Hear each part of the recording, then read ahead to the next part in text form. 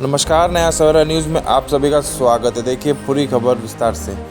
पूरा देश इस समय होली के रंग में रंगा हुआ है, तो पूरे देश में होली का त्यौहार बड़े ही धूमधाम से मनाया जा रहा है। उसी क्रम में डोंबिवली के पिंपलेश्वर महादेव मंदिर प्रांगण में हिंदी भाषी जनता परिषद द्वारा माटी की महक होली महोत्सव का आयोजन किया गया। बता दें, पिछले 33 वर्षों से इस माटी के महक होली महोत्सव का आयोजन डोंबिवली के लोगों के लिए हिंदी भाषी जनता परिषद द्वारा आयोजित किया जाता है। केंद्रीय अध्यक्ष पंडित विश्वनाथ दुबे का कहना है कि भोजपुरी समाज को सिर्फ अश्लील गाने एवं नृत्य द्वारा ही नहीं लुभाया जा सकता, बल्कि पारंपरिक एवं सांस्कृतिक लोकगीतों के माध्यम से भी लोगों को लुभाया जा सकता है।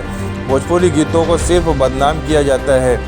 अश्लील चीज़ें परोसकर लोगों के बीच अपनी संस्कृति को बदनाम नहीं किया जाना चाहिए, बल्कि अपनी माटी, पूर्वी बेलवरिया पारंपरिक लोकगीतों को परोसकर अपनी संस्कृति का परिचय लोगों के बीच देना चाहिए। उसी तरह भोजपुरी सुप्रसिद्ध गायिका निशा दुबे, मंच स्टार ज्योति माही एवं सुप्रसिद्ध लोक गायक अनिल जायसवाल ने पारंपरिक लोकगीतों के माध्यम से सभी का मन मोह लिया। कार्यक्रम में भाजपा के महाराष्ट्र प्रदेश कार्यकारी अध्यक्ष रविंद्र चौहान, समाज सेवक महेश पाटिल, दिवासे सचिन चौबे समेत हिंदी भाषी समाज के तमाम वरिष्ठ गणमान्य उपस्थित होकर पारंपरिक लोकगीतों का आनंद उठाए।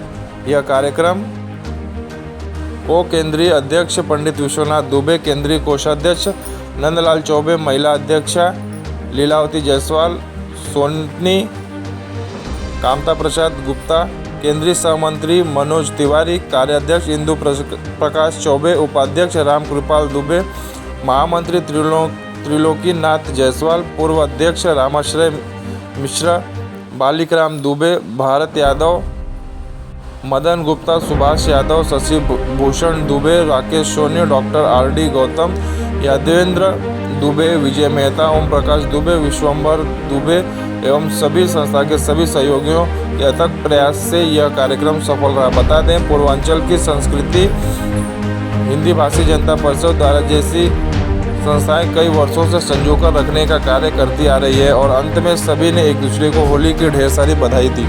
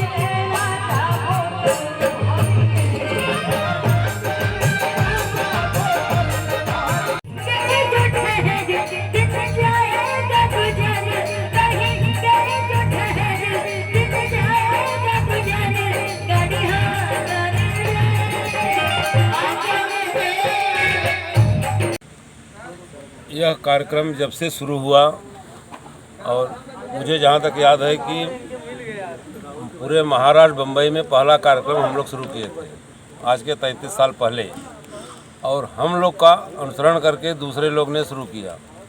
लेकिन हम लोग का मैदान भी यही है, कार्यक्रम भी यही है, और भाईचारे का जो प्रेम है वैसे और बढ़ गया हम लोग का।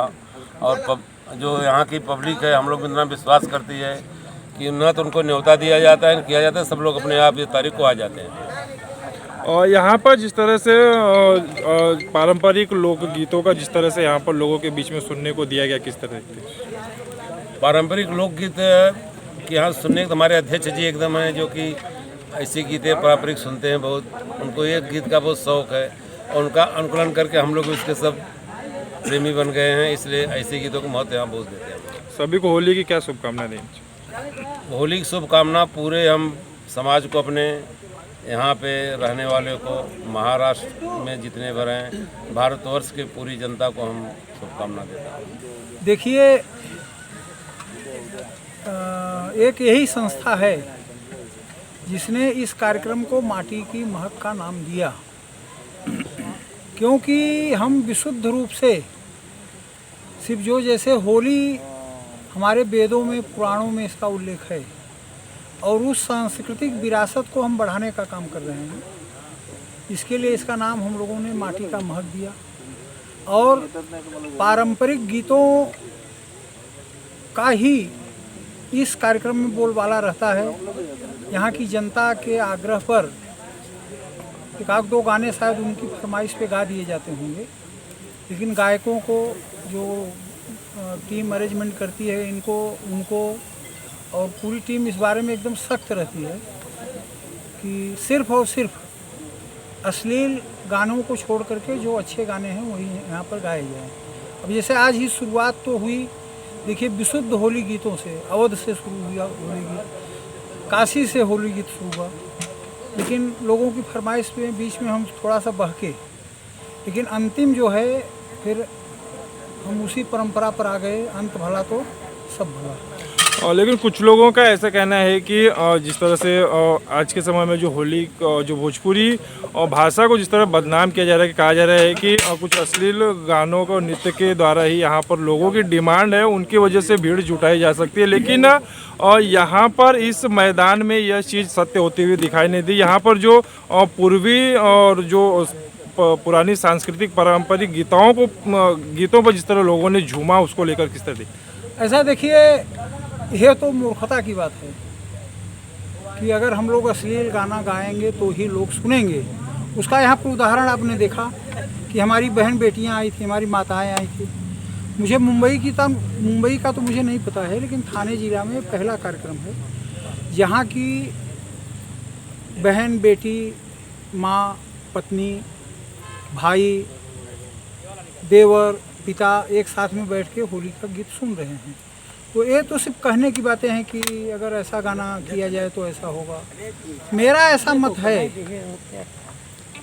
कि अगर अश्लील गाने सुनना है तो हम अपनी संस्कृति को क्यों बदनाम करें। इस धरती पे जो यहाँ के भूमि पुत्र हैं, जब उस हरकतों को देखेंगे तो उनके मन में आएगा कि शायद इनकी संस्कृति ही यही है। तो इसके लिए हमको बचना चाहिए। फिर जो आयोजक मंडल जहाँ के हैं उनकी वो व्यवस्थाएं हैं, वो जो वहाँ का डिमांड है भाई वो समझें, उससे मेरा कुछ बोलना नहीं है। लेकिन मेरा एकदम सख्त विरोध है कि समाज के सामने अश्लीलता प्रस्तुत करना।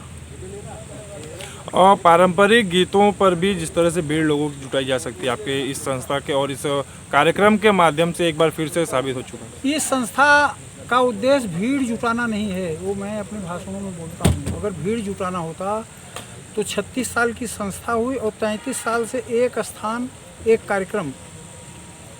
ये एक बहुत बड़ी बात है कि 33 साल से एक ही स्थान पे एक ही कार्यक्रम। तो भीड़ जुटाने का मकसद नहीं है। भीड़ जुटाने का मकसद होता तो शायद और भी भीड़ यहाँ पर आ जाती।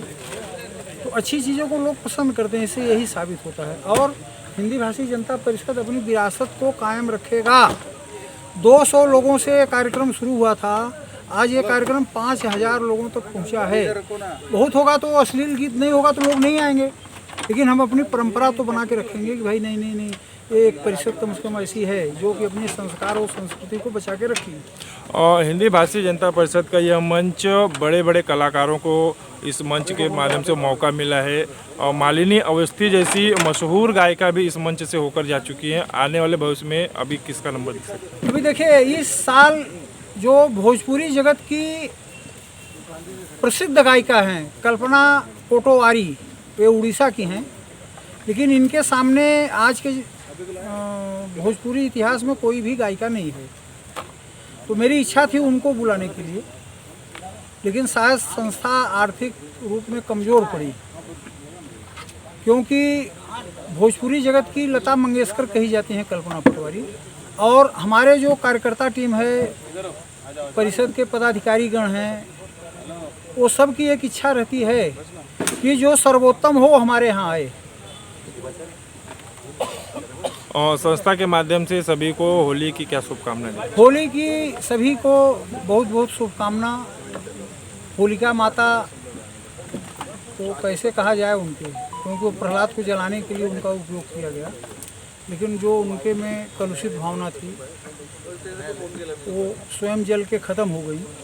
ऐसे ही पूरे समाज में, पूरे देश में जो कलुषित भावनाएं हैं, गलत बातें हैं, द्वेष है, मत्सर है, भेदभाव है, उनको दूर करके राष्ट्र उन्नति में, राज्य की उन्नति में, अपने समाज की उन्नति में हमको मिलकर काम करना चाहिए। यही एक संदेश है। ये कार्यक्रम आज लगभग 33 वर्ष से हो रहा है, जिसकी ये प्रसाद है कि हर साल जो हमारी सोच होती है कि भाई इतनी चेयर लगाएंगे तो यहाँ की भीड़ कंट्रोल हो जाएगी, लेकिन जितनी भी हम चेयर डालते हैं उतनी चेयर हर साल हमें कम से कम हमेशा 1500 की कमी हो जाती है।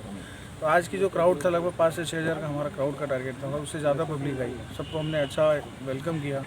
10 वर्ष के बाद इस वर्ष भी खूब सांस्कृतिक कार्यक्रम, ना कि कोई अभद्र गाने, ना अभद्र कोई प्रकार के, जो समाज को अच्छे रूप से पेश किया जा सके, ऐसे संस्कृत होली महोत्सव वाले गाने यहाँ पे प्रस्तुत किया गया। और अच्छे कलाकार जो उत्तर प्रदेश से आए थे, कुछ महाराष्ट्र से अच्छे कलाकार आए थे, सब यहाँ के राजनेता, राजमंत्री सब यहाँ पे अपनी उपस्थिति लगाए और खूब धूमधाम से आज कार्यक्रम संपन्न हुआ। और जिस तरह से कहा जाता है कि भोजपुरी जो मीठी भाषा है उसको कहीं ना कहीं अश्लील नृत्य और अश्लील गानों के वजह से जिस तरह बदनाम किया जाता है, लेकिन यहाँ पर वो चीज़ एक गलत साबित होती दिखाई दी कि यहाँ पर जो भी पारंपरिक और सांस्कृतिक गानों पर जिस तरह पूरा मैदान कम पड़ा है यहाँ पर लोगों के सुनने का। मेरी जानकारी के हिसाब से मैं बताना चाहता हूँ कि अवधी गाने से ही हिंदी गाने बनते हैं। जो अवधी गाने बने हैं जूने, उसके ही कॉपी करके हिंदी गानों को चलाया जाता है, जिससे हिंदी गाने पूरे इंडिया में क्या पूरे वर्ल्ड में लोग सुनते हैं। तो अवधी तो शुरुआत है, अवधी से शुद्ध गाने तो मुझे नहीं लगता और कोई होंगे। भाई डिपेंड करता है कौन किस तरह के गाने पसंद करता है।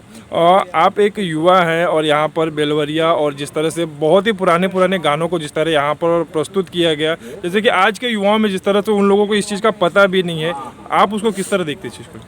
मैं तो ये समझता हूँ कि पुरानी जो संस्कृत है, जो यहाँ की यंग जनरेशन को पता नहीं है, लेकिन यार हम लोग के बीच में रह के उनको सुनते हैं, तुमको भी वो गाने अपने यूट्यूब के चैनल पे जाके लोग फिल्टर करते हैं, वो सुनते हैं और बहुत अच्छे लगते हैं। और सभी को होली की क्या शुभकामनाएं?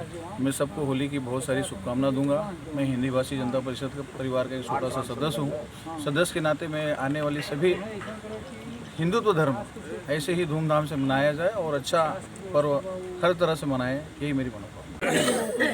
पिछले 33 सालों से हिंदी भाषी जनता परिषद ये कार्यक्रम बहुत ही शानदार ढंग से लेके आ रही है। पता नहीं मेरा फोटो आया होगा। सबसे बड़ी यहाँ पे हिंदी भाषी जनता परिषद एक परिवार है और आए हुए यहाँ सभी जितने दर्शक रहते हैं सबको अपना परिवार समझ के हिंदी भाषी जनता परिषद ये कार्यक्रम करती है। और हिंदी भाषी जनता परिषद के प्रत्येक कार्यक्रम में आप दिवा से यहाँ पर उपस्थिति दर्ज करते हैं, क्या करें? बिल्कुल, बड़े भाई विश्वनाथ दुबे जी का जो स्नेह है वो मेरे जैसे अनेकों कार्यकर्ताओं को यहाँ पे खींच के लाता है और पूरे मुंबई से यहाँ पे लोग उपस्थित होते हैं। और सभी को होली की क्या शुभकामनाएं देनी चाहिए? सभी जो देशवासियों को होली की बहुत बहुत शुभकामनाएं। मैं इतना ही कहना चाहता हूँ कि समाज का जो भी कार्यक्रम हो, इसी तरह सभी लोग बढ़ चढ़ के वहाँ कार्यक्रम में हिस्सा लें और पुनः एक बार होली की सभी को शुभकामनाएं।